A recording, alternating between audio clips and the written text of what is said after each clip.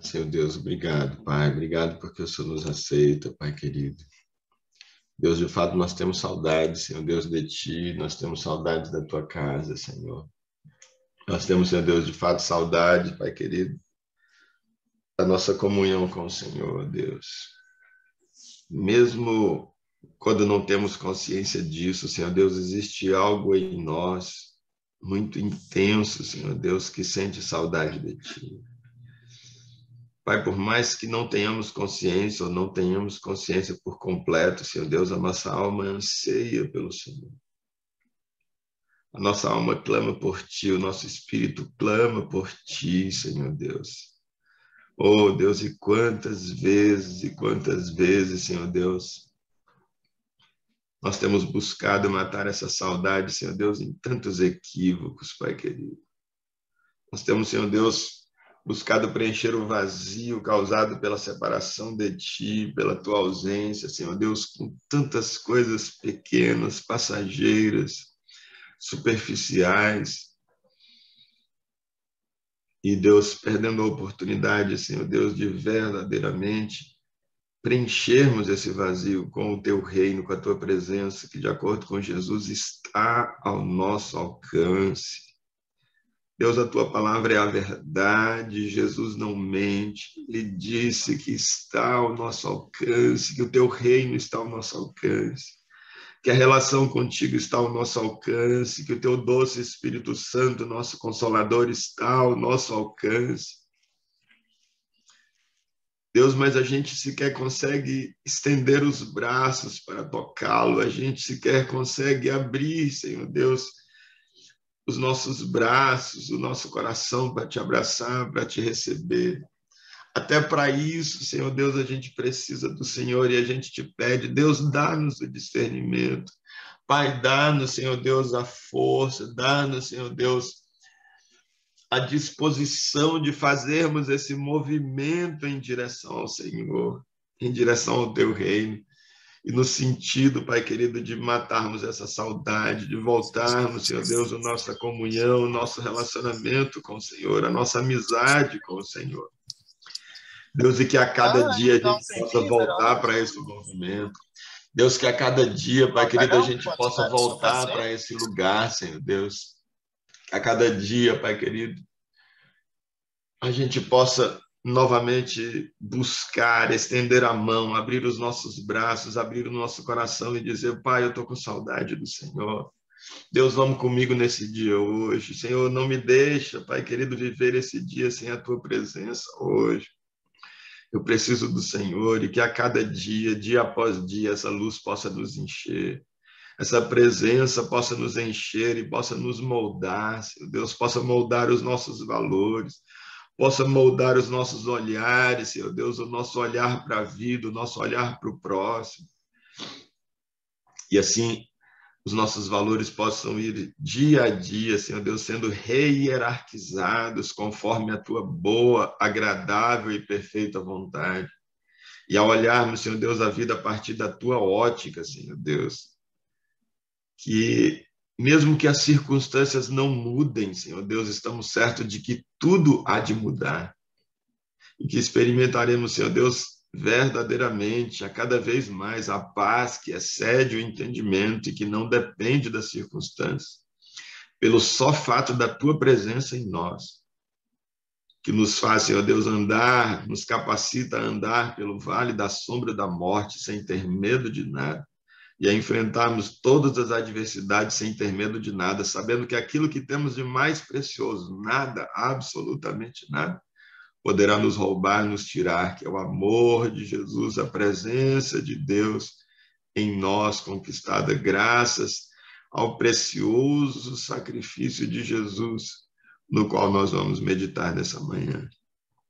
Oh Deus, que muito mais do que letras, Deus, que nós possamos compreender, assimilar, mas para além da letra, Senhor Deus, a beleza da Tua obra, a beleza do sacrifício de Jesus por nós.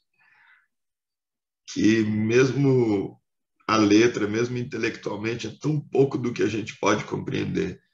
Mas o Senhor, para além disso, no nosso espírito, o Senhor pode gravar essas verdades, Senhor Deus, em lugares e de maneira que nós não possamos expressar, não possamos explicar, mas que esteja tão concretizado dentro de nós, Pai querido, a verdade da tua graça, do teu sacrifício por nós, do teu amor por nós, que nunca cogitemos, Senhor Deus, de não abraçar essa graça, de não abraçar essa verdade, de não abraçar esse amor e não vivermos para esse amor e por esse amor e tendo esse amor como suficiente para nós. Deus, grava em algum lugar em nós essa verdade, Pai, no nome de Jesus, para nunca ser retirada, que o diabo, pai da mentira, nunca venha a tirar essa verdade de nós, nós pedimos. Doce Espírito Santo, fala conosco, fala através de nós, de cada um de nós, Senhor Deus. Se tem alguém aqui que é dono da verdade, é exclusivamente o Senhor. Nós estamos aqui para ouvir o Senhor, para ouvir a verdade, Senhor Deus, e não a verdade do M, a verdade do Jeová, a verdade da Inesita, da Cirleide ou de qualquer outro que possa ainda entrar nessa reunião. Estamos aqui para ouvir a verdade e só existe uma.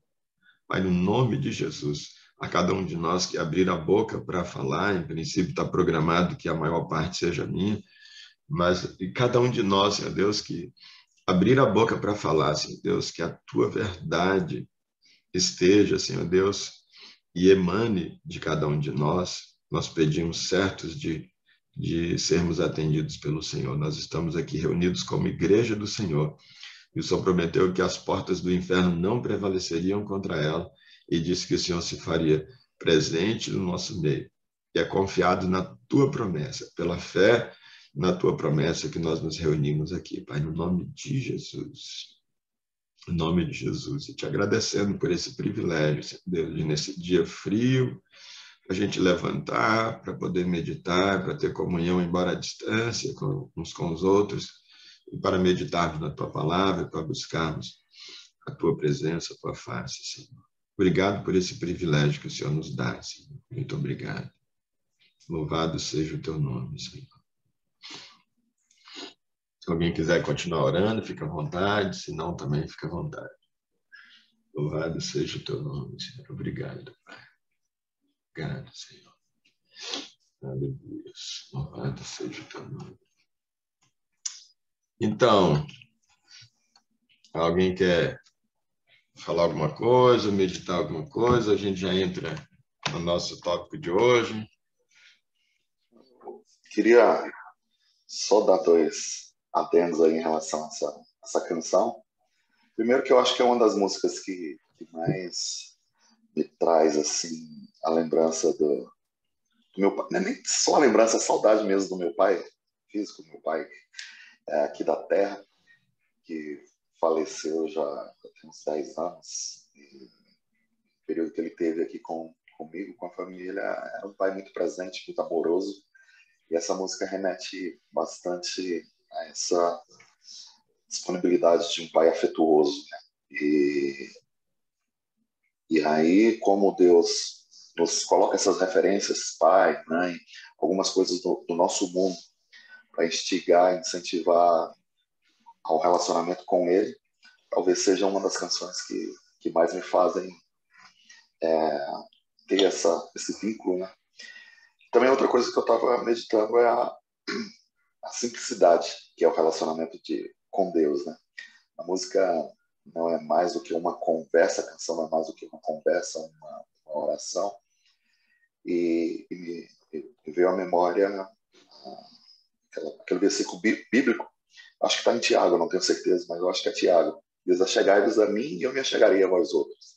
Isso se resume o relacionamento cristão, essa disponibilidade de Deus, e a partir do momento que nós estamos com um coração íntegro e sincero, nós nos achegamos a Ele está disponível, disposto a nos acolher, independente de qualquer coisa. Ele não coloca nenhum tipo de objeção ou condição. Se achegares a mim quando vocês fizerem isso, isso, isso e aquilo. Não, simplesmente vem até mim, que você vai se sentir me chegando a você. Não que Deus tenha se distanciado, pelo contrário, nós nos distanciamos dele, e aí aquela sensação de proximidade é quando nós chegamos mais perto dele e vai se aproximando, e o tamanho dele vai aumentando, porque a nossa visão tá sendo descoberta, né? Está sendo sem terceiro. E é isso que a gente vai fazer nessa manhã também, mais uma vez. Para chegar mais e mais a Deus com essa certeza que Ele está disponível, Ele está cuidando da gente, está tratando da gente, está conversando conosco. Amém, bênção demais, é muito bom mesmo, é muito bom. Essa tranquilidade, né, Jeová, a certeza de que basta esse movimento nosso, o movimento dele já foi feito, né, tudo da parte dele foi feito. Ele só não pode fazer esse por a gente, mas ainda assim nos instiga, nos constrange a esse movimento, né? Exatamente, é o amor que constrange. Isso que você está falando é uma das divergências teológicas que existem, né, principalmente entre calvinistas justamente e armenianistas, que é essa grande divisão teológica que existe, né? E uma das questões é essa. E nesse tópico de hoje, eu abro parênteses e vou falando, vou colocando expressões teológicas sublinhadas para a gente ficar familiarizado com, quando a gente ouve aqui acolá, alguns de nós já conhecemos, outros não, mas para a gente identificar o que a gente está meditando com essas teorias que existem, né, na teologia, e algumas delas justamente com uma divergência absoluta, que são a maneira como as pessoas colocam e entendem que uma ou é um ou é outro, quando a Bíblia você vê dizendo sobre uma e dizendo sobre a outra. E você falar desse movimento, um deles é esse que a gente vai ver, que é do sinergismo e monergismo. Há quem entenda que há somente o movimento de Deus para a humanidade no que diz respeito à salvação, então essa teoria monergista, porque é apenas um movimento num sentido só, de um apenas, e aí por isso que isso tem muito a ver com a predestinação, com os escolhidos e tal, porque é só Deus, não há absolutamente nada, nem a nível de resposta da humanidade para essa relação ser restabelecida. E aí esse outro segmento, baseado também em textos da Bíblia, como a gente vai ver, que então entende que existe esse sinergismo, que tem sim a parte de Deus, e essa é a mais importante, sem ela realmente nada, mas por causa do livre-arbítrio, que esse outro segmento tende a negar, esse outro grupo, é preciso esse movimento da gente em resposta a todo esse movimento de Deus, por menor que seja essa nossa parcela, mas que existe sim, e aí está chamado de sinergismo, porque existe o movimento de Deus, mas existe o nosso movimento também, existe uma resposta. E a Bíblia toda está repleta disso, desde o Velho Testamento, e está aí o caminho da vida e da morte, escolhe a vida, mas é dizendo escolhe, vem, né? Abre a porta que eu estou aqui batendo. É repleto realmente os textos nesse sentido. Não consigo ver como as pessoas conseguem pegar textos isolados e aí a partir, não, pô, isso aqui é verdade, então isso aqui, se isso aqui é assim, se o ser humano está em pecado absoluto, não tem como ter comunhão com Deus e tal. E aí vai formando a partir de textos isolados e negando outros textos que também existem e, portanto, também são verdades, né? Sim. Mas que a gente poderia seria dizer, olha, eu não sei, sei que tem esse, não sei como os dois se comunicam, mas sei que os dois estão aí. No máximo, né? Isso, não dá para passar disso, né? Diria o que procedeu, que passasse disso, deveria ser procedência maligna, né? No caso, complicado. Tem uma passagem lá em Romanos, porque não tem como nós nos achegarmos a Deus se não for através da fé, né? E lá em Romanos diz da porção de fé que é dada a qualquer um, a cada um. Então é como se dissesse que nós viemos de fábrica com algo da eternidade exatamente para se achegar a Deus, e essa semente de fé que é semeada em cada ser humano é o que nos atrai e faz esse movimento mesmo em direção a Deus, para que essa fé seja cada vez crescendo cada vez mais a partir do momento que nós damos um passo, né? Cada passo ele é acompanhado de um aumento de fé, vamos dizer assim. Não tem como. Eu tinha, quando congregava em uma igreja mais tradicional, né? Nas Assembleias de Deus, a gente ainda tem aquele costume que eu gosto bastante de cantar aqueles hinos tradicionais. Em vários hinos daqueles tradicionais, os irmãos os primeiros a se converterem lá no início do século, eles falavam nessa temática de saudade do céu, lembrança de Sião. Aí eu ficava cantando aqui, eu ficava, mas como eu posso ter saudade de um lugar que eu nunca fui? Como eu tenho lembrança de um lugar? Aí, lendo a Bíblia e conhecendo a Deus, ele coloca dentro da gente assim um vislumbre, alguma coisa que remete àquilo que nós Parece vamos que eu já tive lá, né? Parece que eu que eu já já tive. experimentei. Então a gente passa a falar com tanta confiança do céu, das coisas da eternidade, que parece que a gente já experimentou isso estando aqui em terra. É mais ou menos o que acontece com a fé. Eu acho que já vem de fábrica também, já vem dentro da gente. Exatamente. Então, mais alguém, alguma coisa? Podemos avançar aqui? Fica à vontade aí. Se eu for colocar alguma parte mesmo que precisa ser lida, aí eu jogo na tela aí, mas em princípio eu vou deixar só na minha tela aqui o tópico, tá bom? Então, o tópico nosso aqui é o plano de Deus para restabelecer o reino do amor, né? A gente meditou lá no início que Deus formou o ser humano para ter comunhão com ele, comunhão uns com os outros. E aí depois, então, a gente meditou sobre a queda da humanidade na semana passada e o rompimento dessa relação com Deus. E agora, então, esse plano de Deus para que esse relacionamento com a humanidade fosse restabelecido.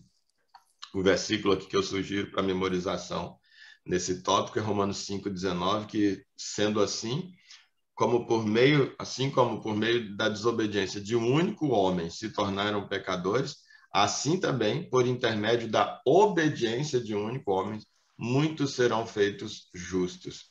A gente tende a olhar muito aquele lado, dizer, caramba, mas que injustiça, né?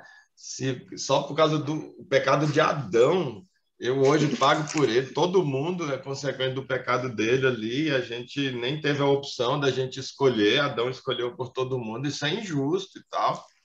E, de repente, então, um contraponto disso é justamente esse superabundar da graça, né, da manifestação da justiça de Deus, onde também, por meio da ação de um único ato, de um único homem também, todos nós somos justificados, né? Todos nós somos feitos justos. E aí todos nós somos colocados de volta naquele lugar onde agora sim, a partir da decisão de cada um, como Adão teve a possibilidade dele, eu quero permanecer ou não nessa relação, esse ato de Jesus, por meio do qual toda a humanidade é justificada, nos coloca de novo na mesma posição de Adão, a partir da qual agora cada um de nós podemos, no nosso dia a dia, estarmos tomando as decisões que dizem se nós queremos, de fato, essa comunhão ou se nós não queremos essa comunhão. Se nós queremos viver sujeitos à inspiração e à boa, agradável e perfeita vontade de Deus, ou se nós queremos, lançando mão desse poder da árvore do conhecimento do bem e do mal, nós queremos assumir as rédeas da nossa vida e nós mesmos decidir o que é bom e o que não é bom para a gente.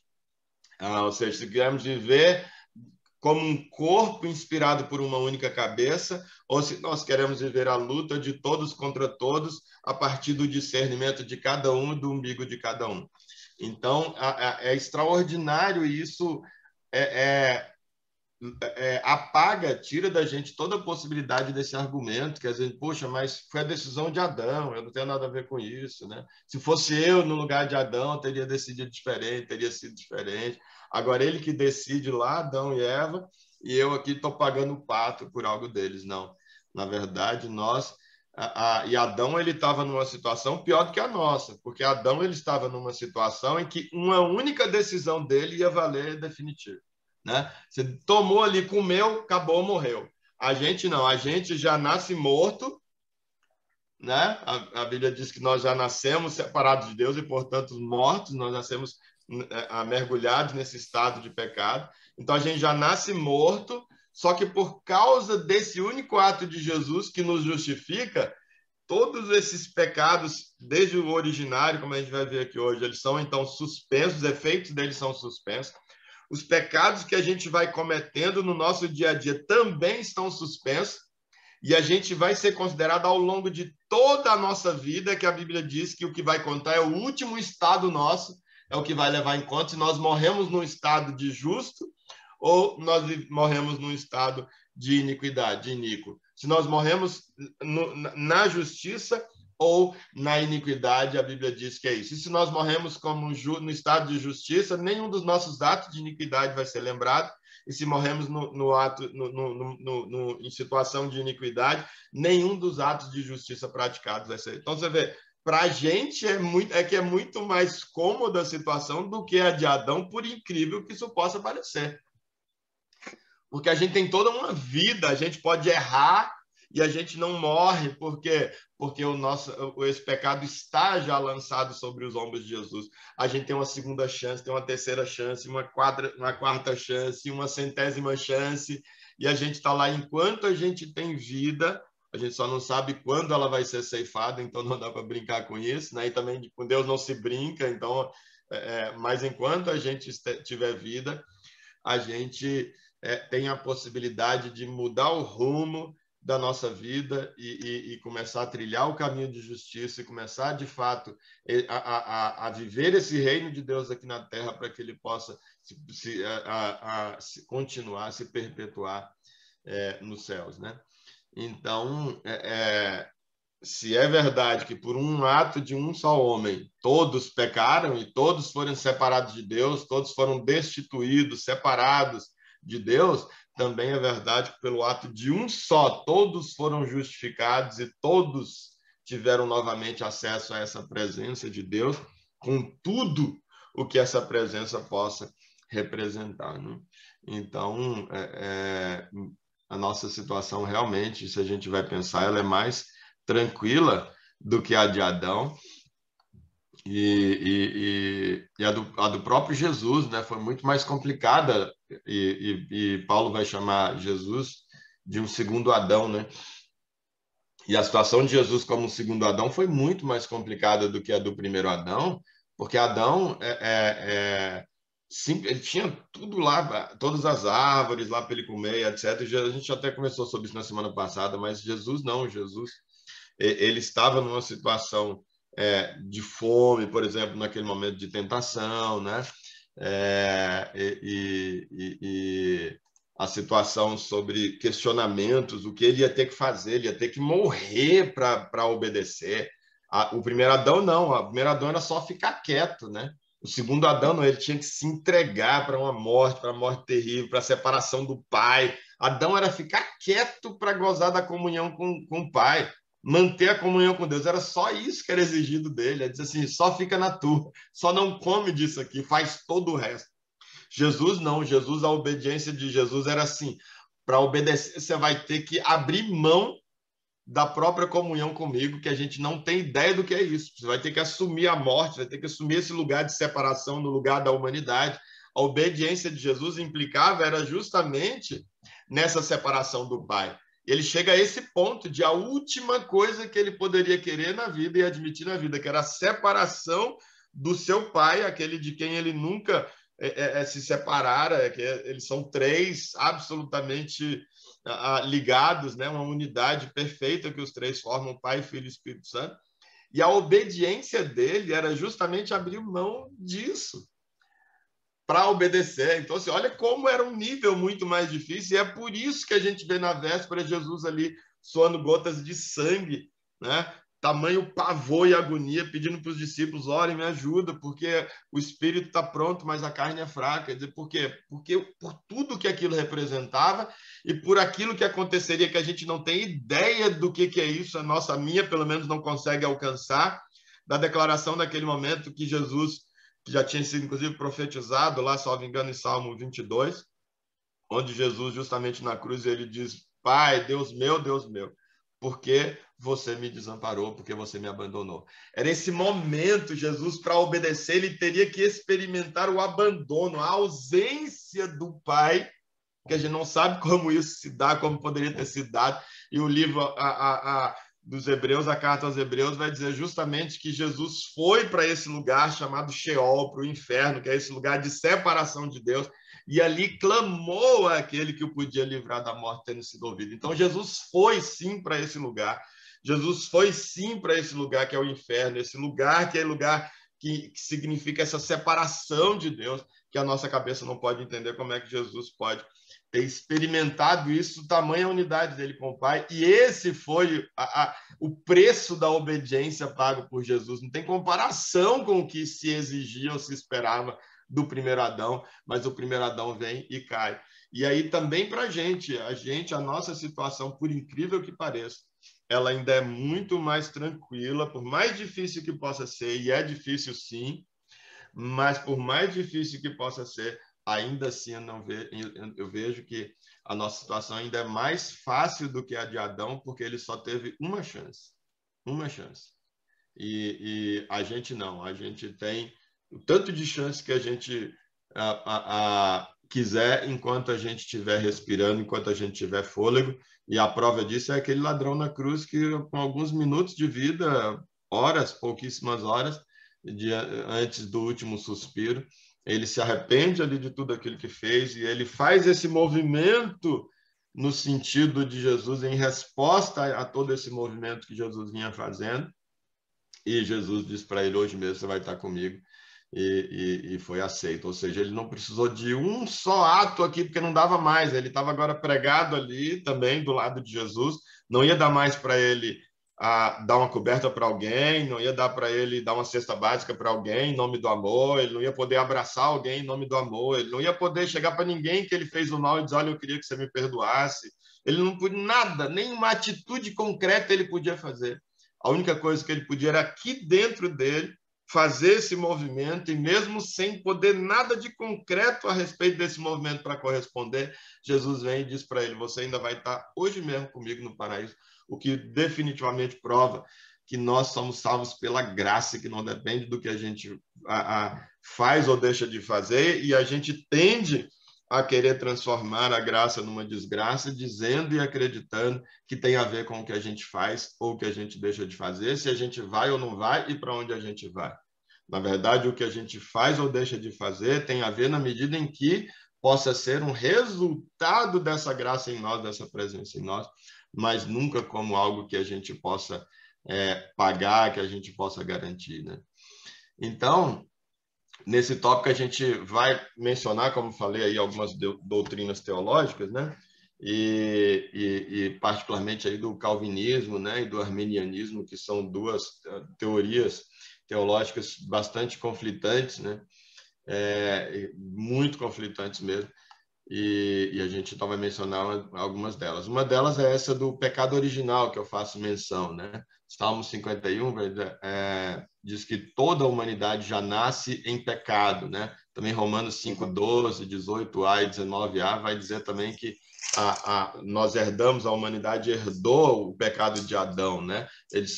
Foi transferido o pecado de Adão para toda a humanidade. E aí, então, isso que é chamado de pecado original. Esse pecado de Adão lá, ele já contamina toda a humanidade, nós já nascemos com esse pecado. E aí é por isso, então, que vai se entender, e de fato que o quê? Que em princípio, e como em princípio eu concordo, que nós já nascemos, então, nesse estado aí de depravação total, né? Por conta de que a gente já nasce em pecado. Deus não tem comunhão nenhuma com o pecado. A Bíblia deixa isso muito claro. Deus não tem comunhão com o pecado. Ele não negocia com isso, não depende do tamanho do pecado, se fui eu que cometi mesmo ou se foi que eu herdei. Não interessa, é pecado, está em você. Você herdou, praticou, não interessa, é pecado. Eu sou puro, eu sou santo, eu não tenho comunhão com o pecado. Então, a humanidade toda entra nesse estado, que também é um termo teológico, que é da depravação total. Então, esse estado de alguém que, por estar absolutamente separado de Deus, ele está nesse estado de depravação total, porque ele é absolutamente incapaz de ouvir a voz de Deus e de agir de acordo com essa voz. Ele nem ouve a voz de Deus, menos ainda agir. Por quê? Porque é separação. Quem está separado não ouve. Eu aqui estou separado de vocês. Se não é essa conexão da internet que a gente está usando, eu poderia gritar o que fosse, vocês não me ouviriam. Vocês aí poderiam gritar o que fosse que eu não ouviria. Por quê? Porque nós estamos separados. A internet está nos conectando e aí vocês podem me ouvir. E eu posso ouvir vocês. Mas porque há essa ligação através da internet. Se romper essa ligação, não tem como ouvir, eu não teria como expressar a minha vontade para vocês seguirem a minha vontade, e nem vocês expressarem a vontade de vocês para mim, para eu segui-la. Então é por isso que, estando a humanidade rompida e separada, absolutamente separada por Deus, por causa dessa depravação total, a humanidade é incapaz de ouvir a vontade de Deus, como acontecia lá no início do Jardim do Éden, no início da humanidade. E em não podendo ouvir a vontade de Deus, não, obviamente não vai realizar a vontade de Deus. Por isso, estado de depravação total. É um estado em que só vai fazer aquilo que é contrário à vontade de Deus, porque não ouvindo a vontade de Deus, mas apenas a do próprio umbigo, nós vamos estar nisso que filósofos, cientistas políticos chamavam de a luta de todos contra todos. Porque agora o que manda é o meu umbigo, na minha vida, na sua vida o que manda é o seu umbigo, e aí faria um pouco o meu pirão primeiro. E aí nós vamos brigar. Né? Então, esse estado realmente da humanidade é uma realidade experimentada em princípio, como eu estou dizendo, como a gente vai ver aqui. Por que então, se é assim, por que a gente não está ouvindo a voz de Deus? É uma verdade da palavra de Deus, esse estado da depravação total, e é uma verdade essa decorrência aí do pecado original. Emer, nem que seja por curiosidade aí para as pessoas entenderem, essa é a fundamentação teológica que a Igreja Católica usa para batizar crianças, porque todos nós nascemos em pecado, eles se justificam, uma criança nasceu em pecado, então se justifica, né, se batizar uma criança por conta disso. Mas aí não leva em consideração a questão do arrependimento e da escolha individual da pessoa. Mas só para curiosidade, caso esse tema surja em alguma situação aí, a pessoa já está ciente. É interessante. Inclusive, sobre isso, um dia a gente vai poder conversar, mas já que você puxou o tema, tem um texto que me intriga muito, que me leva na verdade, não é sobre criança, porque não é só a Igreja Católica, inclusive, né? A igreja, e justamente tendo ideia, você vê que o presbiteriano também, que tem justamente essa pegada, né? Mais aqui, dá mais valor para essa, é verdade, mas dá mais valor para ele, às vezes, sem um outro ponto. Presbiteriano, por exemplo, existe outros segmentos evangélicos, mas presbiteriano, por exemplo, também batiza criança, né? Então não é só o católico. E tem a ver, justamente como você está falando, essa ênfase maior aqui nesse aspecto aqui. Né? E aí, eu não tenho particularmente nada contra esse batismo, e como não tenho tanta coisa a favor como outros segmentos dão com relação ao batismo também na fase adulta, a conotação que dão. Eu tenho um outro olhar à luz da Bíblia ali também. Mas tanto um quanto o outro eu vejo um pouco... Então, esse estado aí de depravação total, então, impede que o ser humano possa ouvir Deus, entendê-lo e agir de acordo com a vontade de Deus, possa fazer uma escolha, né, em relação a Deus. Vou só ler um trecho aqui para ver o que eu queria puxar aqui.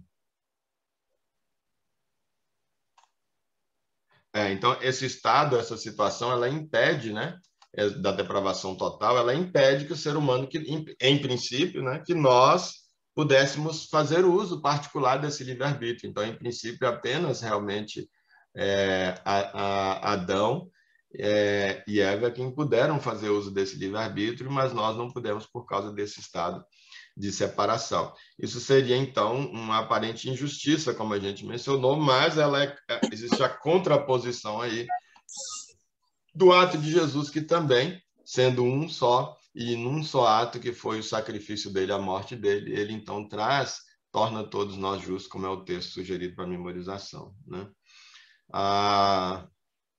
O próprio Jesus, seu filho, transforma-se no ser humano, então Jesus vem, ele se encarna. Esse ato, então, de Jesus, aí um outro termo teológico, que é o da justificação, né? E embora seja um termo teológico, esse literalmente é usado em vários textos na Bíblia, né? Diretamente.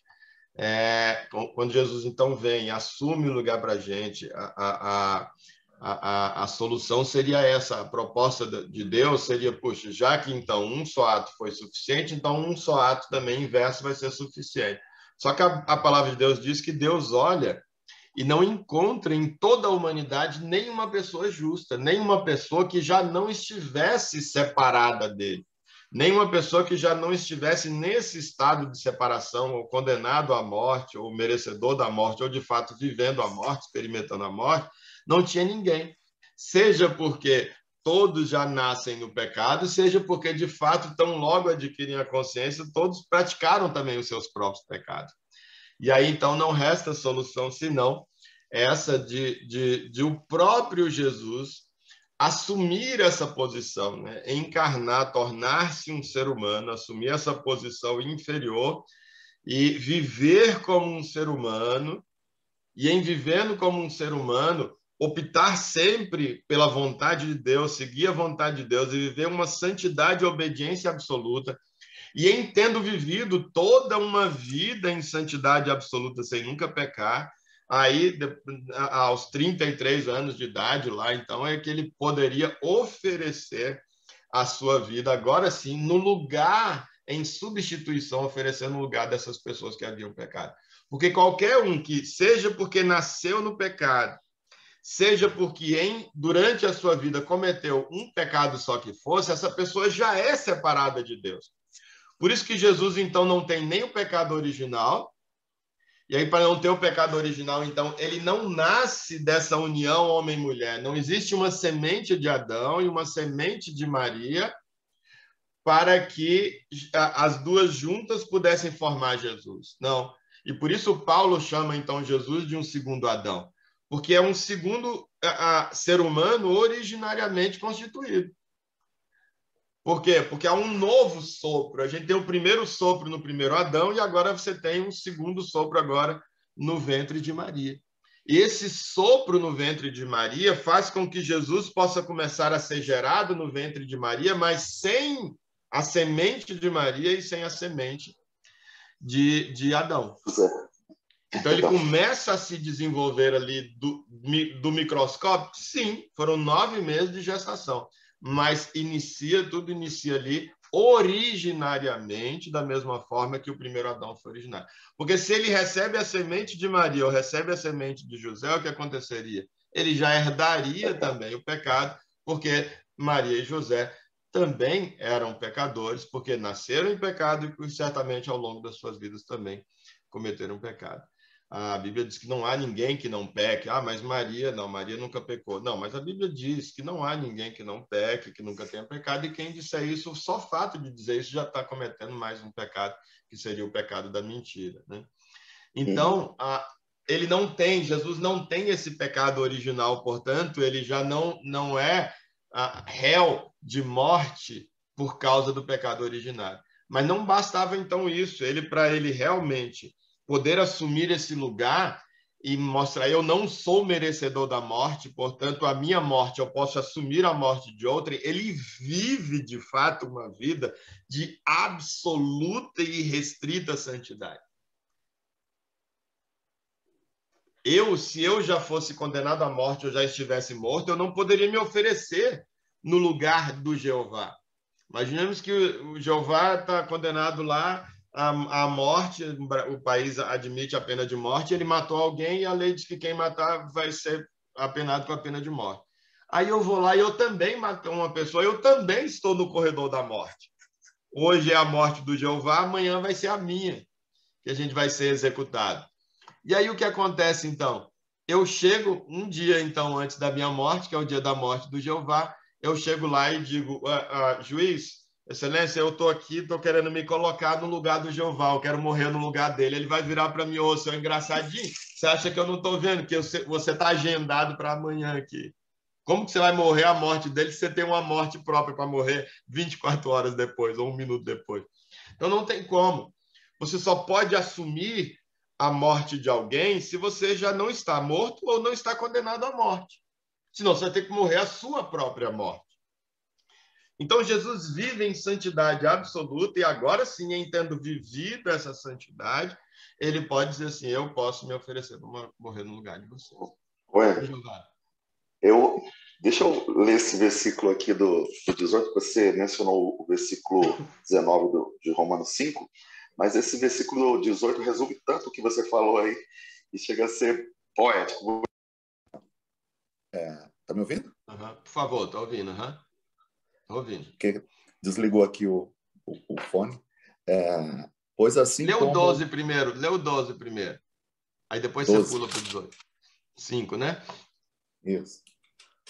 Portanto, assim como um só homem entrou o pecado no mundo, e pelo pecado a morte, assim também a morte passou a todos os homens, porque todos pecaram. Aí o 18. Aí o 18 diz assim, você falando aí dessa questão jurídica aí, né? Pois assim como por uma só ofensa veio o juízo sobre todos os homens para a condenação, assim também por um só ato de justiça veio a graça sobre todos os homens para a justificação que dá vida. É exatamente o que Jesus fez, né?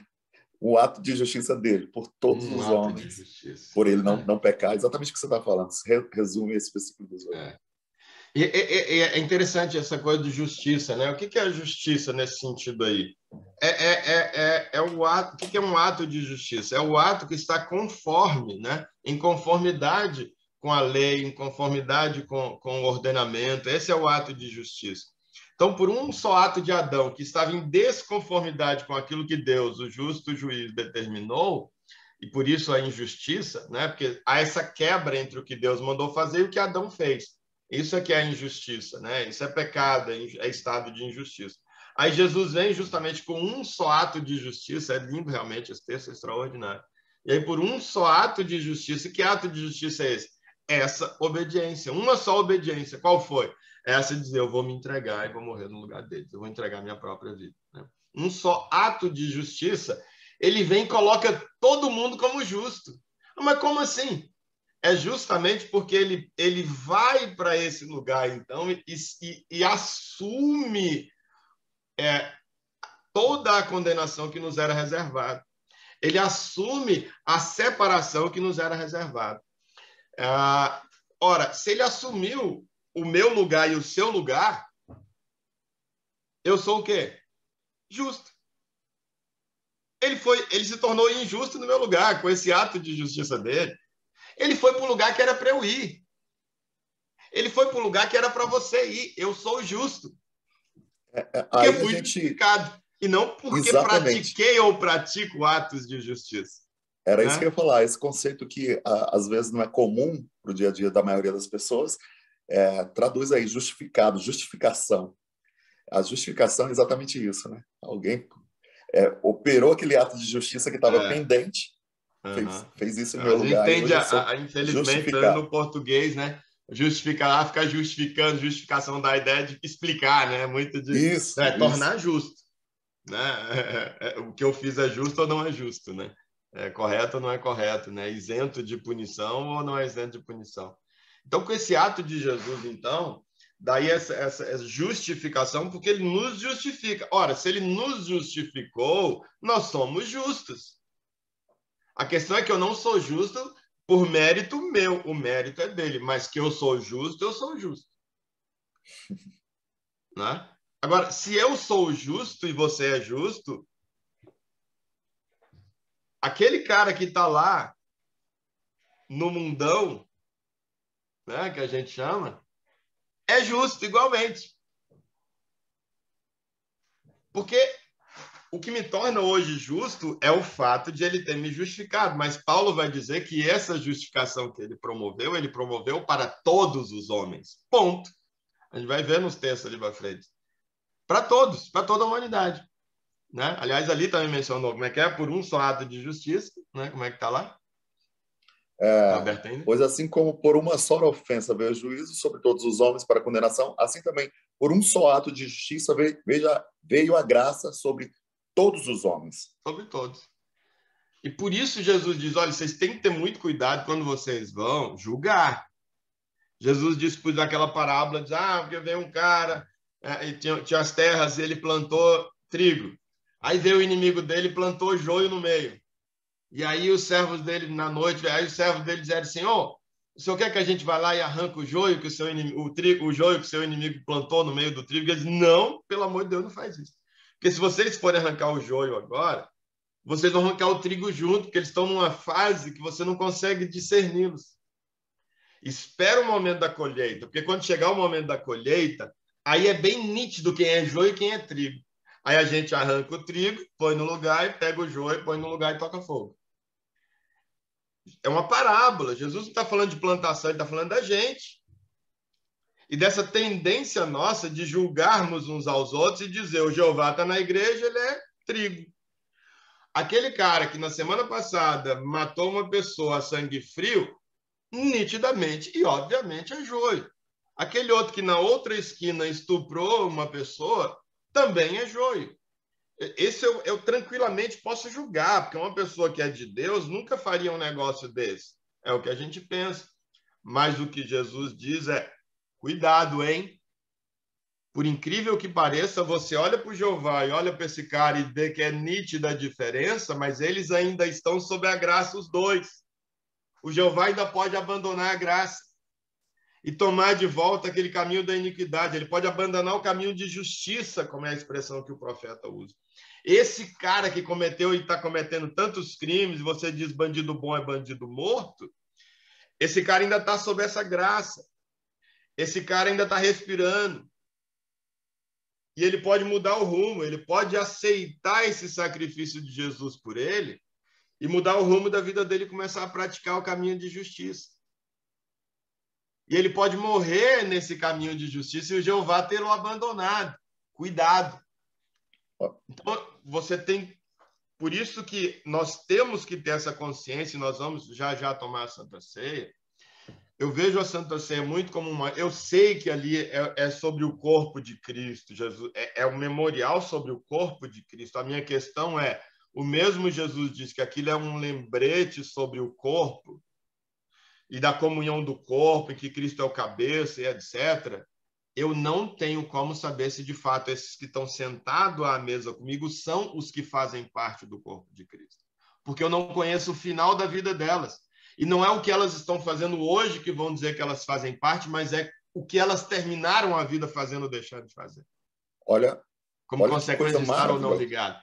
E aí um cara que está lá fora e que eu penso, eu não posso tomar Santa Ceia com ele porque ele não é do corpo, como é que eu posso ter certeza disso? E aí talvez eu, tudo bem, não me sente à mesa e não coma o pão e beba do cálice, até porque não faz dele. Agora, o meu dia a dia com ele, eu tenho que me relacionar com as pessoas lá fora, no, aspas, mundão, como quem se relaciona com alguém do corpo, no sentido do amor, do cuidado. A gente não tem o cuidado, o equívoco de repente começar a ver só a galera da igreja como corpo e cuidar só de quem é daqui da igreja. Por quê? Porque aí eu estaria fazendo esse discernimento de quem é joio e quem é trigo para saber quem é igreja e quem não é. Sim, Jeová. Essa sequência de versículos aqui é maravilhosa porque complementa exatamente o que você está falando. O versículo 19, que foi o primeiro que você citou, fala assim: porque como pela desobediência de um só homem, muitos se tornaram pecadores, assim também por meio da obediência de um só, muitos se tornarão justos. Aí o versículo 20, sobreveio a lei para que avultasse a ofensa, mas onde abundou o pecado, superabundou a graça. Exatamente como você está falando. O estado de pecado agora não quer dizer que a pessoa vai permanecer assim. Esse ato de justiça de Jesus fará com que muitos se tornarão justos, né? Ele já está profetizando. E é interessante que aí esse tornar justo, me parece que aí quando joga para o futuro, a gente vai ver aqui, porque aí, com outros textos que ele vem usando a justificação como sendo algo do passado, que aconteceu, e aí esse tornar justo, ele já está, para mim, fazendo menção a um outro efeito do sacrifício de Jesus, que a gente vai ver aqui, que são dois efeitos. Ele tem um efeito de justificação e ele tem um efeito de expiação. Então, a justificação vale para todo mundo, e a gente vai ver isso naqueles dois bodes lá, naquele cerimonial dos dois bodes. A justificação vai valer para todo mundo. Como ele diz naquele outro texto, no 18, ele tinha dito, justificou todos. E aí ele fala que muitos se tornarão justos, aí para mim já é no sentido da perenidade, da perpetuidade desse estado de justiça, que aí só vai ser para quem, de fato, aceitado esse sacrifício de Jesus e começado a viver esse padrão do reino, inspirado por Deus, essa pessoa agora, então, ela tem o seu pecado expiado e de fato o sacrifício de Jesus valeu para ela para sempre, né? Isso, eu não sei se você presta atenção, porque já foi um tema das nossas reuniões aqui, sobre aquelas pessoas que levantam a bandeira do universalismo, né? A universalidade da salvação Sim. para todos. Então, Então, o versículo 18 dá margem para isso, se né? você A pega ele isolado, universalidade. exatamente. E aí o versículo 19 já seleciona, já restringe Exatamente. para aqueles que Exatamente. escolhem, né, esse ato de justiça de Jesus, Exatamente. que Eu menciono o obedece. nome justamente aqui. Essa ideia aí é a da. É o que, geral? Não sei o que, universal, como é que é? Universalismo. É o universalismo, isso, é. Então, a partir dele, todo mundo seria salvo. Mas por quê? Justamente porque pega isolado esse efeito. Então, o que eu trabalho aqui no tópico é existem dois efeitos do sacrifício de Jesus. Esse efeito, então, da justificação, que alcança toda a humanidade, que é o efeito propiciatório, diz que é a justificação propriatória. Você tem a justificação propiciatória, que é essa justificação que propicia como? Trazendo de volta a possibilidade, rompendo essa separação para eu poder ouvir Deus e receber dele o poder para agir de acordo com o que ele está me dizendo para fazer. Eu vou continuar com o meu. Agora, para eu usar o meu livre-arbítrio, eu tenho, então, a minha propensão da carne, mas eu tenho o discernimento, eu ouvi a vontade de Deus e eu tenho a força do Espírito para eu agir de acordo com a vontade dele e contrariar a minha carne. A propiciação, isso é possível, né? Agora, a justificação expiatória é aquela que, de fato, eu abracei isso e isso valeu para mim. E aí, então, que muitos tornarão justos, mas não são mais todos, né? E lá também muitos tornam injustos ali, porque muitos não vão abraçar isso, e aí já não é mais a totalidade. Então, você tem a justificação, que é o que eu então coloco lá na frente, só voltar um pouco para ver se... Então, aqui, a gente tem esses dois efeitos em Levítico 16, é onde está lá na cerimônia, lá dentre os vários ritos que tinha lá para o povo de Israel, tinha um rito que era que acontecia uma vez por ano e que usava 2 bodes. E então o que acontecia? O sumo sacerdote, primeiro ele passava por uma cerimônia de purificação dele mesmo, da veste dele e tal. E aí ele, então, a partir desse momento, vinha o lance dos 2 bodes. E aí ia fazer um sorteio para ver qual bode ia cumprir qual função. Um ia cumprir uma função de purificação no templo e outro ia cumprir uma função de ser levado para o deserto. Então, o primeiro bode é esse bode, então, que o primeiro sorteado ia ser morto, e o sumo sacerdote, então, ia entrar ali no templo, e ali no santo lugar, no santo dos santos, e ele ia aspergir o sangue daquele primeiro bode lá naqueles elementos ali sagrados que tinham a representação no verdadeiro templo, né? No verdadeiro tabernáculo, que é então representando os céus, representando Jesus, você tinha lá a arca, né? Então, o templo é esse lugar que é da presença de Deus, e esse lugar ali, o Santo dos Santos, representava realmente ali o lugar onde Deus falava, ali no caso falava com o sumo sacerdote, porque representando você tinha um rompimento, não dá para falar com a humanidade toda, então você tem um templo, que esse lugar no deserto era chamado a tenda do encontro, né? Então, esse lugar do encontro com Deus, com a humanidade. Só que como não dava para Deus se encontrar com a humanidade toda, e a gente vê lá no deserto, quando só de estar perto lá no monte, lá perto do monte, quando Deus aparece, o povo é tomado de pavor, né?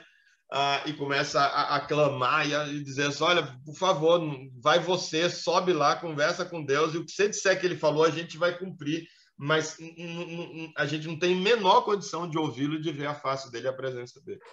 Então, por causa disso, você tem o quê? Você tem, primeiro, acontecia lá no monte, esse encontro da humanidade ali em Moisés, né, com Deus, e depois, então, Deus dá orientação e ele cria a tenda do encontro, que seria o primeiro templo, né, mas então esse templo móvel ao longo do deserto, e Deus falava, então, com ele ali na tenda do encontro.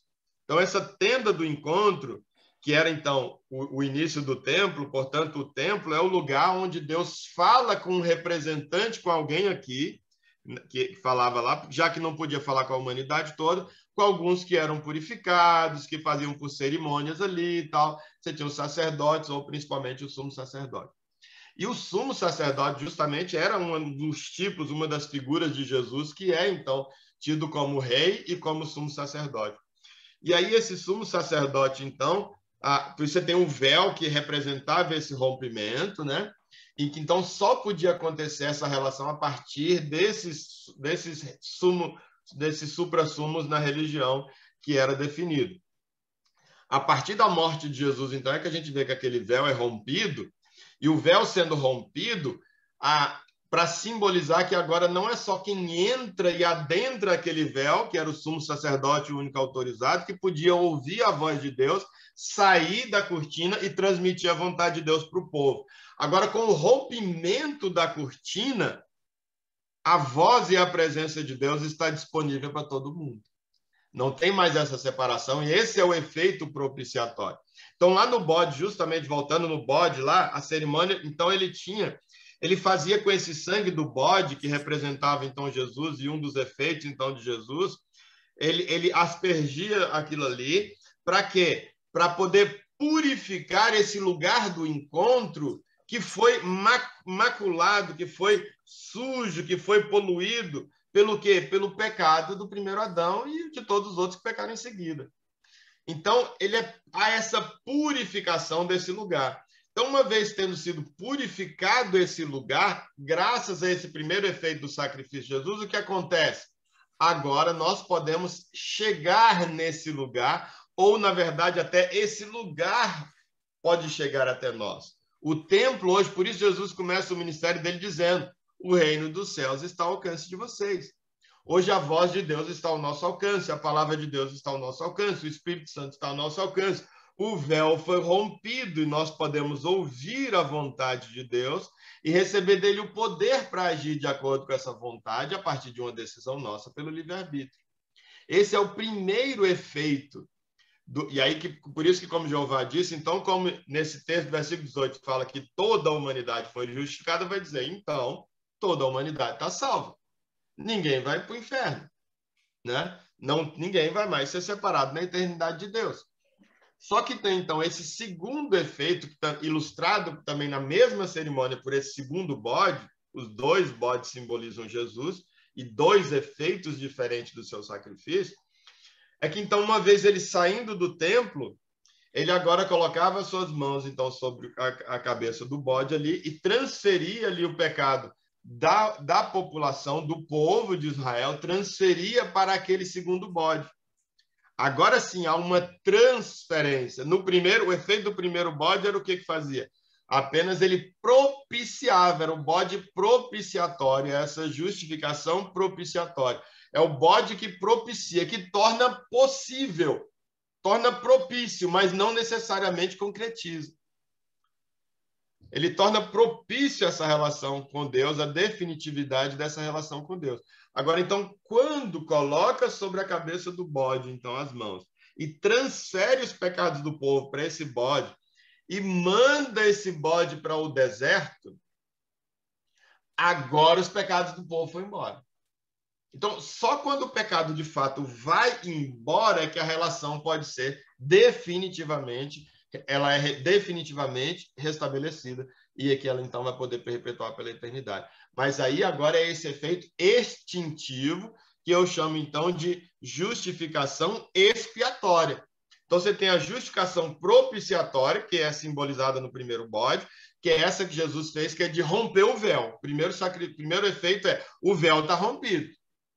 Agora vocês podem ouvir, o Espírito Santo agora pode falar com vocês e está à disposição de vocês.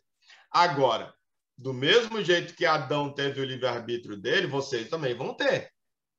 E agora, não é porque agora o sacrifício de Jesus não vai violar o livre-arbítrio, agora obrigatoriamente todo mundo está restabelecido na comunhão com Deus. Não, você continua livre. Adão começa na comunhão com Deus, mas Deus diz, você não é obrigado a permanecer. Se quiser sair, é só apertar aquele botãozinho ali, que era o efeito que dava a árvore. A gente agora, então, é o contrário. A gente nasce morto, o véu é rompido e o Espírito Santo está disponível para quê? Se quiser sair da morte e ser catapultado para a vida, aperta aquele botãozinho ali. Se não quiser, beleza, vai continuar à disposição enquanto você está respirando. Morreu, acabou, não dá para apertar o botãozinho mais. Eu estou sendo simplório com apertar o botãozinho, óbvio que é um caminho, né? É uma relação aqui com Deus, mas é essa ideia de estar à disposição. Então, aí, fazendo essa opção pelo sacrifício de Jesus e pela comunhão, então, com Deus, e dizer, Deus, Adão lá atrás abriu mão de ser inspirado pelo Senhor sobre o que é bem e mal e agir de acordo com o seu discernimento. Eu aqui, o Emer, eu aqui, Jeová, eu aqui, Inesita, eu aqui, Maria, eu aqui, José, eu estou, embora tenha nascido no pecado, agora, graças a essa propiciação e eu tenho acesso ao Senhor, eu estou fazendo a minha opção. E o que eu decido é, eu abro mão, isso é o negar o si mesmo, eu abro mão, que Jesus vai dizer lá na frente, eu abro mão do discernimento próprio do que é bom e do que é ruim, e eu quero que o Senhor me diga o que é bom e o que é ruim. O que o Senhor disser que é bem e mal, eu vou tratar como bem e mal. E eu vou me relacionar com as pessoas e com os bens de acordo com o discernimento que o Senhor me der do que é bem e mal, do que é bom e do que é ruim, do que é justo e do que é injusto, e não a partir do meu discernimento. Eu sei que eu vou falhar, eu sei que eu vou errar, mas no dia a dia a gente vai trabalhando isso, porque eu sei que quando eu errar, eu continuo pelo efeito propiciatório, eu continuo ainda nesse ambiente propício para isso que o Senhor vai estar trabalhando em mim, e essa é a opção que eu faço. Mas você vê, tem o livre-arbítrio aí, né? Então ele é perfeitamente conciliável com essa soberania de Deus absoluta, que é o que então os calvinistas e os armenianistas eles vão entender que é impossível, que você não pode conciliar essa soberania absoluta de Deus com o livre-arbítrio. Como que pode? O ser humano não tem como tomar uma decisão e assumir os rumos da vida dele, porque violaria a soberania de Deus. Não viola. Que violaria a soberania de Deus eu dizer que o Deus soberano não pode dar livre-arbítrio para alguém. Aí eu vou entender que esse ser soberano ele é quase soberano, porque ele não pode dar livre-arbítrio para as pessoas, para os seres que ele criou. Então, o livre-arbítrio, na verdade, é mais uma manifestação dessa soberania de Deus, que, em sendo soberano, ele não se sujeita nem mesmo à sua soberania, à soberania da sua vontade. E ele permite que um ser criado possa tomar suas próprias decisões e assumir as consequências das suas decisões. Isso, para mim, é a soberania no nível mais alto possível, né? E o livre-arbítrio, então, não a negaria, como entendem aqueles da predestinação, os calvinistas. Né? Então, você vê, foi o único ato de Jesus, como a expressão lá que o Jeová leu, no 5,18a. Um só ato de Jesus foi um só ato? Foi um só ato de justiça, mas esse um só ato ele tem dois efeitos, que é esse efeito propiciatório e esse efeito expiatório. Essa distinção é muito importante, meus irmãos, para a gente entender muita coisa na Escritura e deixar de cometer um monte de equívoco, inclusive teológico, que às vezes acontece. Né? É como um dos perigosismos, que é o que Jeová falou, o do universalismo. Não, todo mundo está salvo. Né? E aí eles colocam muitas vezes nesse nível, não, todo mundo está salvo, e é claro, mas é tão óbvio que realmente está todo mundo salvo, que a justificação aí foi para todo mundo, e Paulo disse que é para todo mundo, tanto que, claro, que um Deus que ama nunca mandaria ninguém para o inferno, de fato não mandaria. Ele insistiu, não vai, gente, existe um lugar chamado inferno, existe um lugar chamado separação de mim, existe um lugar chamado morte, e eu peço para vocês, não vão, a humanidade vai em Adão. Aí ele vem agora e faz todo esse movimento, isso é que é amor. Todo esse sacrifício e tal, e aí agora, então, ele vem, gente, volta, volta daí da morte para cá, gente, volta desse lugar de separação para cá, gente, volta desse lugar chamado inferno para cá, vem para a vida, isso é amor. Então, não tem em nada o inferno, de maneira nenhuma, esse lugar de separação não contraria, não contradiz o amor de Deus, mas muito pelo contrário, né? Então, a gente se via, como a Romanos, Paulo já tinha dito em Romanos, o quê? De que é impossível para ser salvo, você tem que se invocar. Mas como é que você vai invocar se você não ouvir? Como você vai ouvir se não tiver quem pregue? Como vai pregar se não tiver quem envie? Então, você vê, precisa ouvir a palavra de Deus. A primeira coisa que você precisa para E só que as pessoas absolutamente separadas de Deus nunca vão ouvir. Então você vê que a Bíblia tem uma aparente contradição, um sofismo, um aparente sofismo, que seria então o quê? Essa de a humanidade está separada de Deus, só pode ser salvo quem invocar, quem está separado não pode ouvir, porque só pode invocar quem ouve, então game over para a humanidade, não tem jeito. Por isso esse efeito propiciatório, essa justificação propiciatória, porque ela nos torna possível ouvir, e aí sim tomarmos, então, fazemos o nosso movimento, né? Então, como vimos aí em Levítico 16, fala desses dois bodes, vocês podem ler lá depois, eu não vou ler os textos aqui, eu acho que com a explanação ficou clara, mas a ideia, então,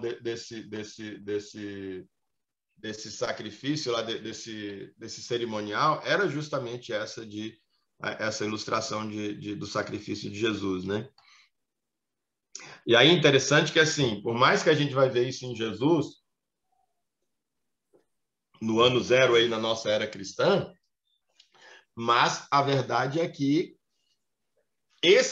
o sacrifício real de Jesus, ele aconteceu antes da fundação do mundo. Isso está dito em Mateus 25, 34. Está dito em Pedro, na carta de Pedro, capítulo 1, versículo 19 a 20. E está dito em Apocalipse, capítulo 13, versículo 8.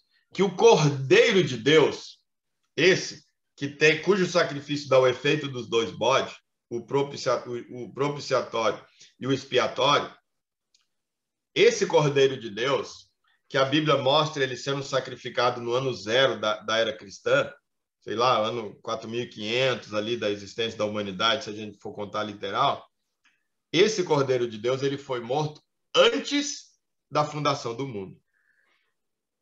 Antes que o mundo fosse fundado, antes que o mundo fosse criado. Quando é que o mundo foi criado? Lá no livro de Gênesis a gente vê esse relato. E foi criado quando lá no versículo 3 é dito o quê? E disse Deus, haja. Quando você tem o primeiro haja ali, você tem então as coisas começando a ser criadas, né? Ou talvez até um pouquinho antes, porque ali já diz no versículo 2 que você tinha o quê? A face das águas, e o Espírito de Deus pairava sobre a face das águas. Existia ainda algo completamente sem forma e tal. E aí você começa a partir do 3, o haja vai dando forma a essa coisa criada e sentido ao que, na verdade, então, de material já existia. Mas antes, então, de que houvesse mundo, e, portanto, antes que houvesse humanidade, o Cordeiro de Deus foi imolado. E é por isso que quando o João vai apresentar Jesus no seu evangelho, ele diz lá, então, que ele apresenta Jesus como o Verbo, que lá no Gênesis, no capítulo 1 de Gênesis, saía criando tudo, essa palavra criadora do capítulo 1 de Gênesis, ele diz, essa palavra criadora, essa palavra que criou tudo, essa palavra sem a qual nada do que foi feito se fez, virou carne e está convivendo com a gente aqui. É isso que João diz no seu evangelho. É assim que ele apresenta Jesus. Porque justamente João tem esse discernimento de que Jesus é esse sem o qual nada do que ele usa a expressão, aquele sem o qual nada do que foi feito teria sido feito se não fosse ele. Nada existiria sem ele. O que ele está dizendo? Que se Jesus, a palavra haja, não tivesse dito haja, se Deus não falasse haja, e Jesus sendo essa voz que ao ecoar criava tudo, é a maneira como é dita ali no Gênesis, nada teria sido criado. Significa que Jesus não conseguia criar, Deus não conseguia criar só no pensamento? É isso que ele está dizendo? Significa que Deus não podia, ao invés do haja, ele não podia com as suas mãos, igual formou o homem, ele podia ter com a mão formado o monte, feito assim, assado, não sei o quê? Não. O que ele está dizendo é que existiu um ato de Jesus sem o qual nada do que foi feito poderia ter sido feito. Que ato é esse? Esse imolamento que aconteceu antes da fundação do mundo. Jesus propiciou que a humanidade existisse, porque antes dela existir, ele se ofereceu para ser separado de Deus no lugar da humanidade. Porque senão, quando Adão peca a primeira vez, quando o primeiro Adão peca, o pecado dele, se ainda não tivesse o sacrifício de Jesus naquele momento, ele ia ser absolutamente torrado e fulminado e não existia descendência e não tinha nada. Não ia existir segunda chance, terceira chance, nada. Não ia existir povo de Israel. Não tinha, mesmo aqui no mundo físico, Deus não tem comunhão com o pecado. E a única maneira que tinha disso, porque Deus, claro que Deus sabia, né, que o ser humano, de alguma forma, ele então sabia que o ser humano ia cair. E alguns fariam a opção por não viver essa comunhão com a Trindade, que ia querer seguir carreira solo e, portanto, seguir morto. Então, era necessário que o sacrifício de Jesus já tivesse acontecido para que essa justificação propiciatória já estivesse ali em stand-by, aguardando, para que quando Adão e Eva comessem, crack,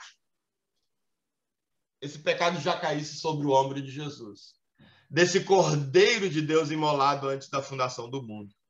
Porque senão, como é que Deus poderia no final do dia ter dito: Adão, Adão, onde você está? E ele ouvir a voz de Deus e se esconder. Ora, ou separou ou não separou? Que conversa é essa? Porque Jesus ia morrer 4.500 anos depois, como é que ele ouviu?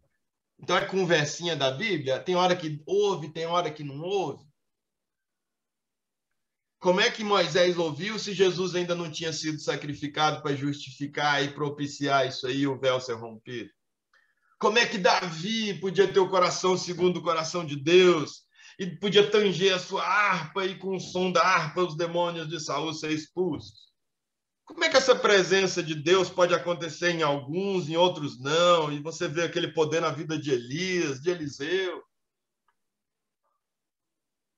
Essa conversa de separação é verdade ou não é verdade? Tem hora na Bíblia que é verdade, tem hora que não é. Para algumas pessoas é, para outros não é. Com Moisés ele conversa face a face se Jesus ainda não tinha morrido para propiciar a relação com Deus. A gente tem que se fazer essa pergunta. Só que a gente pode fazer essa pergunta porque a Bíblia respondeu. Ela diz: não, calma, relaxa. Tem 3 textos que está aqui explicando para você.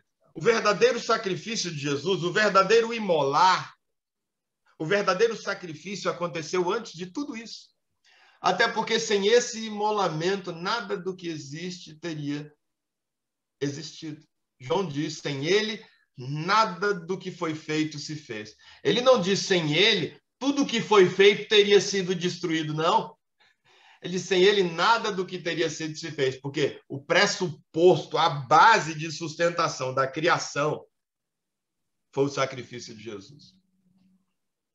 Por isso que para a gente pecar, o cara vai dizer: eu decidi, eu vou ver a minha vida de pecado. Ele devia, inclusive, se ele tivesse essa consciência, ele devia chegar assim: Deus, eu quero agradecer ao Senhor, porque eu estou indo ali para cometer um pecado, mas se não fosse o sacrifício de Jesus, eu não podia agora tomar essa minha decisão e ir lá e meter a cara no pecado. Até para ele pecar, o sacrifício de Jesus é que banca tudo isso. Porque se não é o sacrifício de Jesus bancando tudo isso, nada do que foi feito teria sido feito, Adão não seria formado, e geração em geração não chegaria nesse cara que diz: hoje eu decidi que eu vou meter o pé na jaca. Se ele tivesse essa consciência, ele ia antes de pecar, ele dizia obrigado porque eu vou, e depois de pecar ele dizia: cara, foi bom pra caramba, Deus, obrigado, porque se não fosse o seu sacrifício, eu não podia ter experimentado esse momento. É claro que ele não vai ter essa consciência, né? Até porque se ele é tomado por essa consciência, ele não ia, ou se ele é tomado depois, ele nunca mais voltava para aquele lugar do pecado. Essa é a verdade. Mas se fosse possível essa consciência e ainda assim continuar pecando, que talvez para um e outro até aconteça, resolva com essa consciência, teria que agradecer. Porque nem pecar a pessoa poderia. É o livre-arbítrio. É por isso que eu digo: a gente tem que parar de querer forçar as pessoas a andar de acordo com a Bíblia. É para quem quer, o livre-arbítrio. A gente não pode negar o que nem Deus negou. Deus propiciou antes da fundação do mundo, com a morte de Jesus, que o livre-arbítrio acontecesse. E aí, às vezes, a gente quer, forçando que a lei pareça com a Bíblia, que um determinado preceito lá na lei coincida com a prescrição da palavra de Deus. Não, não precisa. Não tem nada a ver com isso. Uma coisa é uma coisa, outra coisa é outra coisa. Com lei humana ou sem lei humana, eu vou seguir a Bíblia. E o outro lá, com lei humana ou sem lei humana, eu não vou seguir a Bíblia, porque eu não quero isso para mim e pronto. E cada um vai viver de acordo com o livre-arbítrio que Deus permitiu, né? Então, ali, esse bode expiatório é interessante ali no versículo 22, quando diz que esse bode vai carregar consigo, no Levítico 19, ele vai carregar consigo todas as iniquidades do povo para um lugar solitário. Esse lugar solitário, então, menciona ali no livro, deixa eu ver se eu acho aqui.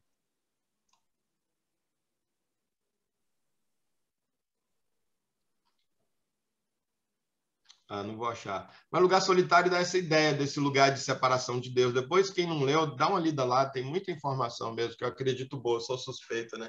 Mas acho que tem muita coisa boa ali. Então, esse lugar solitário, deserto, né? Fala de lugar solitário, fala de lugar de separação, fala de ausência de Deus.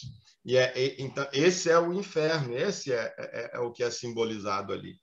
E quando, então, a gente aceita o sacrifício de Jesus por nós, isso que está propiciado, e a gente abraça isso, aí é onde, de fato, o meu pecado é expiado. Antes só havia propiciação da comunhão. É porque eu era justo pela justificação. Agora, então, pela justificação propiciatória. Agora, uma vez tendo, então, eu assumido isso e digo, eu quero essa relação, eu só sei que eu não vou dar conta sozinho, óbvio, mas é na relação mesmo, a gente vai junto. Agora, então, esse pecado é expiado. Então, esse é levado de mim como segundo efeito do sacrifício de Jesus, representado por esse segundo bode. E uma vez, então, ele sendo levado para longe de mim, a Bíblia diz que ele vai para esse lugar no deserto, que é lançado no mar do esquecimento e que ele não lembra mais. E aí, pela eternidade, eu vou me relacionar com Deus agora, como tendo esse pecado, agora não só suspenso, que é o primeiro efeito, o efeito propiciatório, apenas suspende o efeito mortal do pecado contra mim. Mas uma vez tendo sido eu expiado do meu pecado, agora Deus não vai lembrar nunca mais. É esse segundo efeito, né, que faz esse contraste, como o Jeová falou aí, do universalismo, né? Alguém quiser falar alguma coisa, aí fica à vontade. Jeová está com a cara ali de de compartilhar algo. Então, ali, ó, eu digo que tem um parágrafo aqui que eu falo aqui, ó, em razão do primeiro efeito do sacrifício de Jesus, esse primeiro efeito é um efeito geral, daí a confusão aí do universalismo. É um efeito geral, esse primeiro efeito. É um efeito incondicional. Né? Não depende de um movimento nosso, não depende de eu estar na igreja, depende de eu ler a Bíblia, não depende, ele é incondicional, de eu aceitar Jesus, de eu fazer o bem, de eu fazer o mal, é incondicional. E ele é monergista, esse primeiro. Ou seja, e aí monergista está sublinhado que esse é um dos nomes teológicos que existe, que o pessoal usa muito, que é esse que o pessoal da predestinação vai dizer, que é o quê? Que só existe um movimento para a salvação de Deus para nós. Não há nenhum movimento de nós para com ele. Porque até o movimento, eles vão dizer que até o movimento meu para com Deus, da minha decisão, foi Deus em mim que promoveu isso de maneira absoluta, não teve nada meu. Por isso ele vai dizer, então, que esse movimento é monergista.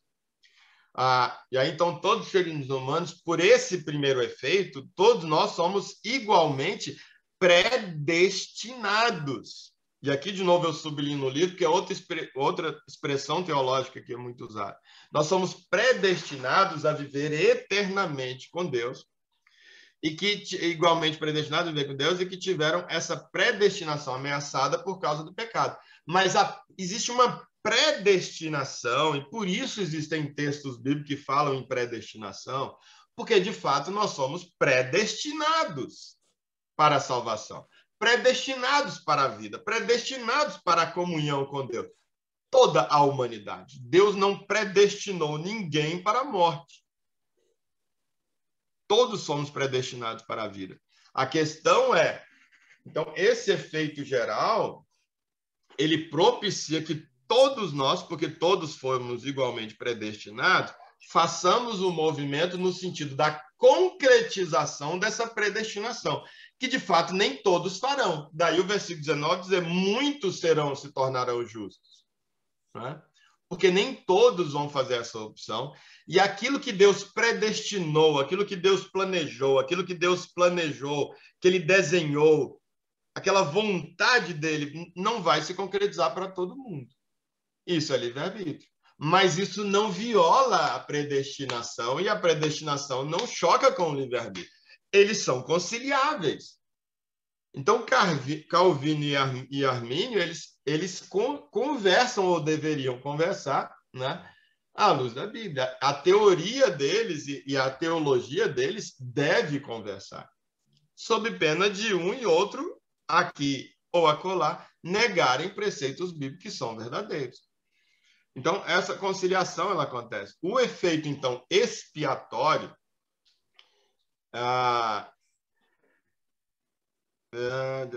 então, em razão do primeiro efeito do sacrifício de Jesus, que é esse que é geral e tal, nós somos presenteados com essa suspensão parcial dos efeitos dessa depravação total que a gente falou no início. E uma vez suspensa a depravação total, então a gente pode ter, então, ouvir a voz de Deus e ser guiado por ele. Mas essa suspensão parcial dos efeitos do pecado da humanidade, que pode ser chamada de justificação, alcança todos os homens? Então, eu digo sim, ao menos num primeiro momento, e aí eu cito, então, Romanos 3, 23 a 24, que diz: porque todos pecaram e estão separados da glória de Deus. E todos pecaram e destituídos estão da glória de Deus, sendo justificados, esse ato de Jesus, como o Jeová leu, né, nos justifica, sendo justificados gratuitamente por sua obra, mediante a redenção de Jesus. São todos homens? Sim. Ele não diz o quê? Porque todos pecaram, sendo justificados. Ele não diz sendo alguns justificados. Então, aqui, esse sujeito passivo aqui continua sendo o mesmo, é o todos. Quem está sofrendo a ação aqui do verbo, né, é esse mesmo todos, é todo mundo, então foi justificado gratuitamente.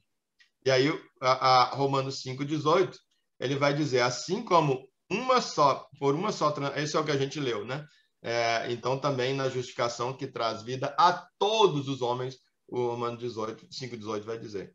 E Romanos 5,6 vai dizer: em verdade, no devido tempo, quando ainda éramos fracos, Cristo morreu por todos os ímpios. Olha, não tem como Jesus morrer por todos os ímpios, mas sobre alguns não gerar efeito. Ué, por quê? A morte dele não tinha poder suficiente, ele morreu por todos, mas se a vontade dele é soberana, como justamente o calvinismo vai dizer, se a vontade dele é soberana, se ele morreu por todos, então tem que gerar efeito em todos. Então, essa distinção sobre esses dois efeitos vai tornar perfeitamente, vai fazer com que a gente entenda essa conciliação dessa Aí cai por terra também, já que a nossa conversa hoje está permeada de teologia profunda. Hoje tem muito disso, gente, mas é importante, talvez para alguém que tenha um contato a primeira vez, mas é importante a gente ir jogando com a teologia aqui com algumas expressões, porque depois você começa a se dedicar mais, gosta da Bíblia e tal, mas você vai começar. Aí alguém vem com uma teologia enviesada para você e você esquece todo o resto. Então é importante ter essa visão do todo, e aí precisa dessas expressões, porque quando alguém usar uma expressão dessa, você vai saber do que está falando. Sim, Jeová. Exatamente por isso, porque tem uma linha teológica católica que prega, por exemplo, o purgatório. Então, é uma coisa que não se sustenta em cima do que você está dizendo, porque o sacrifício de Jesus foi para todos e aquela obra completa para todos não se justifica alguém passar uma temporada, o sacrifício de Jesus valeu até aqui, mas não foi o suficiente para te salvar, então você vai ter que passar uma temporada purgando os seus pecados em algum lugar para depois você ser salvo. Me lembrou essa linha, até porque, por mais que não seja a nossa realidade, mas algumas pessoas podem vir debater conosco e à luz da palavra de Deus, a gente refutar esse tipo de teologia. Sim, eu até posso admitir o purgatório em algum sentido e tal, mas concordo contigo, não num sentido de eu estar num lugar porque não houve uma paga suficiente e vai ter uma transição para dali terminar de pagar ou alguma coisa assim. Porque o sacrifício aconteceu de uma vez por todas e ele é suficiente para todos, suficiente para mim, para todos os meus pecados, e independente de em que momento eu decidi por ele e tal, né? Posso admitir um lugar que para mim não seria um problema chamar disso, se eu entender que há uma espera, né? Mas assim, para mim eu vejo tudo muito como esse mundo nosso no tempo e o mundo fora do tempo. E para mim a eternidade ela está fora do tempo. Então, quando eu morro, para mim, eu já sou catapultado nesse lugar fora do tempo. E eu não precisaria mesmo de um purgatório nem para esse lugar para dizer que quem morre antes de Jesus voltar, entre aspas, ainda vai ter que ficar esperando, porque nós que estamos vivos não vamos preceder os que dormem, então tem um tempo ali, vai fazer essa interpretação de Paulo e dizer que existe um tempo, então que eu preciso de um lugar que eu daria o nome de um purgatório para uns esperarem os outros, porque tudo vai junto. Para mim, morreu, está tudo caindo junto na eternidade, já que a eternidade não tem sequência de tempo. Então, eu não precisaria nela nem para isso. Mas, assim, concordo contigo que com essa conotação, pelo menos, não encontro realmente base na Bíblia para isso, né? Verdade. Deixa eu ver aqui se a gente ainda... Nosso tempo aqui... nosso tempo foi. Eu termino, então, aqui, porque senão a gente não consegue tomar a Santa Ceia, né? Eu fiz menções aqui ao efeito expiatório, mas você vê agora aqui que eu chegaria nele. Então, não deixem realmente de ler. Eu fiz só uma menção ali, é que eu falo sobre essa questão do universalismo, realmente você mencionou, Jeová. E, então, o contraste aqui é que o efeito desse sacrifício propiciatório, deixa eu ver se ele vai estar lá na frente aqui. Tem um parágrafo, que no mesmo parágrafo eu faço esse contraste desse efeito geral, né, incondicional e tal. Leiam lá, isso é muito isso. Agora, então, com a expiatória, você vê, então, reconhece agora esse movimento sinergista, que depende de um ato nosso também, de uma resposta nossa, mas que isso de maneira nenhuma diminui, né, o valor, a essencialidade do sacrifício de Jesus, né? Bem depois, então, quem não leu, por favor, leia. Tem muita coisa enriquecedora ali. Eu sei que eu sou suspeita, mas acho que consegui muita informação num tópico só, que são muito importantes, tanto para a compreensão nossa aqui do que é essencial, quanto para um link em alguns termos teológicos que vão ajudar a gente quando algumas dúvidas começarem a surgir lá, né? Mas então vamos tomar a Santa Ceia. Se você tiver aí um suco de uva, tiver um vinho, né? Separa aí. E quando a gente for tomar a Santa Ceia, tomar com essa consciência do que a gente meditou hoje, de que essa justificação propiciada, proporcionada por Jesus, no sacrifício dele, é uma propiciação que alcança toda a humanidade. E eu não sei quem vai abraçar essa oportunidade e quem não vai. Eu não sei sequer, embora é o que eu desejo com toda a minha força, e peço isso a Deus muitas e muitas vezes, mas eu não tenho nem como ter certeza se eu mesmo manterei esse abraço e até o fim da vida esse efeito expiatório realmente vai acontecer na minha vida. Então, quando eu olho para pessoas que não fazem parte da comunhão com a gente, que às vezes não fazem parte nem da religião, né? E que não tem que é um ateu, né? Que nem em Deus acredita, ou uma pessoa que a vida dela realmente se olha e diz, cara, essa vida não tem como, essa pessoa aqui e tal. Mas eu tenho que agir com essa pessoa. A minha atitude para com essa pessoa tem que ser atitude de corpo. Lembrando que esse efeito da justificação propiciatória, ela evidencia muito aquilo que Jesus falou, dá muito sentido ao que Jesus falou, que naquele dia, quando for haver o julgamento, e colocar a direita e a esquerda e tal, e ele vai chegar para algumas pessoas, vai chegar assim, olha, eu te conheço porque eu tive preso e vocês foram me visitar. A gente pensa o quê? Não, o cara que está preso é o cara que cometeu um crime. Ele não diz eu estive injustamente preso. Isso é o detalhe. Jesus só disse eu estive preso. Então, isso inclui o preso que, de fato, cometeu um crime, que de fato errou, que de fato pecou, e o cara está lá dentro, e Jesus olha sob a ótica desse preso e se vê visitado. E ele diz, eu estive... então, quando a gente pensa para pensar no preso, né, que a gente já pensa muito, bandido bom é bandido morto e tal, a gente sempre tem essa pecha de que não necessariamente o bandido é aquela pessoa para quem não tem solução, o cara não é de Deus, ele não é da luz, ele não é do evangelho, e esse aí, quanto antes morrer, melhor. Quando eu penso assim, eu estou pensando em algo contra o corpo. Eu posso estar desejando isso sobre Jesus. Porque esse cara, embora de fato para a sociedade, uma pessoa que é perigosa para a sociedade, se ele morrer, ele vai de fato parar de causar mal para a sociedade em alguma medida, mas essa pessoa ainda está viva e a justificação propiciatória ainda está sobre ela, como está sobre mim, e ela ainda pode ter uma chance, e ela pode então ainda se voltar para Jesus e ter também os seus pecados expiados e de fato fazer parte do corpo de Cristo. E como Deus não está sujeito ao tempo, hoje que eu estou proferindo uma ofensa verbal ou prática contra uma pessoa dessa, porque eu acredito que consigo, não tão nítido que eu consigo discernir que ela não é parte do corpo de Cristo, e eu posso naquele dia ouvir de Jesus isso, porque eu estive preso, e você falou bandido bom é bandido morto. Porque eu estive preso, e você entendeu que porque eu cometi um erro, eu não era merecedor do corpo de Cristo e que eu tinha que ir para o inferno. E Jesus, Tiago vai dizer que o tipo de julgamento que nós invocarmos para o próximo, nós vamos receber esse tipo de julgamento. Quando eu invoco um julgamento sem misericórdia para uma pessoa, eu vou ser julgado sem misericórdia. E para quem for julgado sem misericórdia, o sacrifício de Jesus não pode valer, ele não pode, então, ser justificado a partir de um ato de um terceiro, como eu invoquei que esse sacrifício de Jesus não valeria para esse bandido, entre aspas, então ele não vai poder valer para mim também.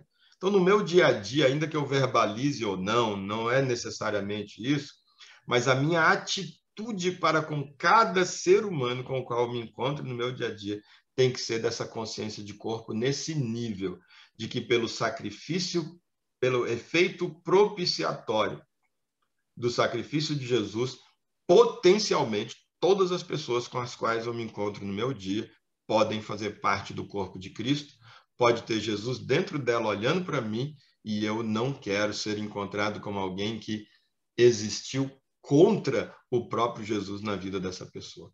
Então, esse é o que, quando a gente for tomar a Santa Ceia, eu queria que a gente tomasse com essa consciência. Eu vou colocar, então, a música do Thales para a gente pensar nesse retorno e logo ao terminar a música, a gente toma a Santa Ceia, tá bom? Deixa eu já colocar aqui.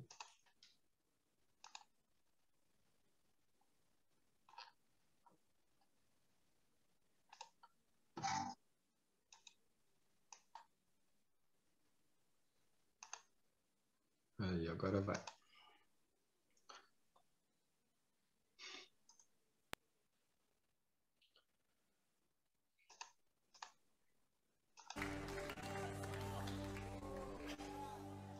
Como ela tem 11 minutos, eu devo interromper um pouco antes para a gente tomar a ceia, tá?